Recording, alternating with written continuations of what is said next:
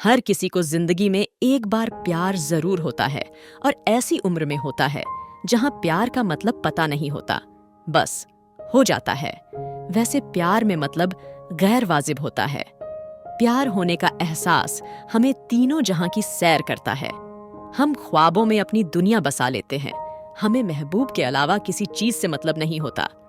उसका दीदार हमारे दिल को सुकून दिलाता है। उसकी हर बात हमारे कानों से उतरकर दिल को छूने लगाती है। उसकी हंसी मानो सारी दुनिया की खुशी समेटकर हमारे आंचल में डाल दी हो। उसका रोना जैसे खुदा की रुसवाई। उसका चलना रुकना फिर चलना दिल के तार छेड़ देती है। झुकती पलकें लज्जा का एहसास दिलाती है। आंखों की गहराई में डूब जाने का दिल करता है। सारा जहां एक तरफ और महबूब की चाहत एक तरफ। कुछ ऐसा ही हुआ था मेरे जीवन में। उन दिनों मैं अपनी नई जॉब की सेवा में था। थी तो छोटी डिस्ट्रीब्यूशन कंपनी। अकाउंट असिस्टेंट के जॉब में वैसे कोई चैलेंज नहीं था। टाइम पे आना, टाइम पे जाना, टाइम पे खाना, सुकून भरी जिंदगी थी। लंच टाइम के बाद टहलने के लिए काफी वक्त मिलता था। कुछ महीने बीत गए। एक दिन अचानक मेरी नजर ऑफिस के बाहर एक लड़की पर पड़ी। मेरा लंच टाइम और उसका वहां से गोइंग टाइम लगभग एक ही था। मैंने कभी गौर से उसको देखा नहीं, लेकिन आज अचानक नजरें मिली और लगा सारा जहां मिल गया। फिर यह सिलसिला चलता रहा। प्यार व्यार कुछ पता नहीं था। उसका दीदार मेरी जिंदगी बन गई थी। एक दिन भरत मेरे पास आया। इधर उधर की बातें चली। फिर उसने अपनी बात निकाली। जिसके लिए वह आया था उसने दीपा की बात निकाली। मैं कितना उसे चाहता हूं ये पूछा। मैं क्या बताता। मेरे जीवन में पहली बार किसी लड़की ने मुझे चाहा था। वह एहसास मेरे लिए किसी धन दौलत से कम नहीं था। कोई लड़की ने मुझे मिलने की इच्छा जताई थी। उसी दिन शाम को फोन आया। आवाज में अजीब सी घबराहट थी, बातों में कंपन थी। उसने अपना नाम बताया। फिर मिलने की बात हुई। शायद वह शुक्रवार था। सुबह मैं जल्दी उठ गया, तैयारी कर ली। पिताजी के लिए और मेरे लिए एक ही वक्त पर मां लंच बनती थी। मेरे जल्दी उठने का कारण पूछने पर ऑफिस का नाम बताया। आज मुझे उसे मिलाना था। ज्यादा वक्त जाया किए बिना मैं घर से निकल गया। बस की बजाय मैंने ऑटो से जाना पसंद किया। 20-25 मिनट में मैं टाइपराइटिंग कमर्शियल इंस्टीट्यूट पहुंच गया। सुबह की 8:30 बजने में और 5 मिनट बाकी थे और वह बाहर आई साथी सहेलियों को उसने बाएं किया। उसके चेहरे पर घबराहट साफ नजर आ रही थी। मैं कुछ कदम चला, फिर उसने साथ दिया।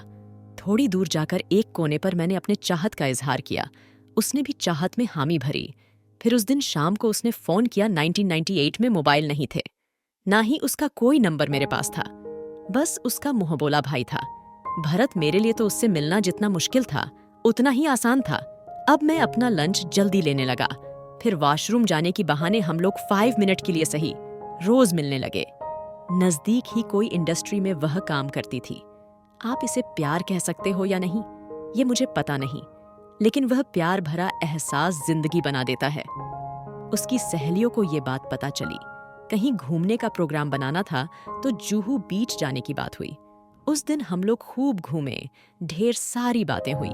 मौज मस्ती में शाम ढलने लगी तो पांव वहीं रुक गए। लेकिन जाना तो जरूरी था। हम साथ चले लेकिन हम सफर ना हो पाए। दिवाली की सुबह हमारी कंपनी चालू थी। सबको बोनस और मिठाइयां मिलने वाली थी। नए कपड़े पहनकर मैं भी ऑफिस पहुंचा। दीपा की छुट्टी थी। मौका पाकर एक मिठाई मैंने उसे खिलाई। वह दिन अच्छा चला गया। हम ऑफिस से निकल ही रहे थे तो फोन की रिंग बजी। मैंने फोन उठाया। बड़ी दर्द भरी आवाज में उसने कल की मुलाकात की तारीख तय की। उसकी परेशानी उसकी बातों से मेरे दिल तक पहुंच रही थी। आज हवा का रुख बदला बदला नजर आ रहा था। कल के फोन कॉल को लेकर मैं रात भर ठीक से सो नहीं पाया। इसके कारण सर चढ़ा हुआ था। आज ट्यूशन नहीं था। कुछ ही देर में वह आई। फिर हम एक होटल में चाय पीने बैठ गए। हम फिर नहीं मिलेंगे, घर पर पता चल गया है। मेरे बड़ी बहन ने रेलवे ट्रैक पर इसी चक्कर में सुसाइड किया था। मुझे तो कुछ पूछने का या कुछ बताने का मौका ही नहीं मिला, ना तो कुछ बात बन पाई। वह चली गई। मैंने उसे रोका भी नहीं। वह क्यों चली गई मुझे पता नहीं। कल रात उसके घर में क्या बात हुई मुझे पता नहीं, और क्या कारण था मुझे पता नहीं।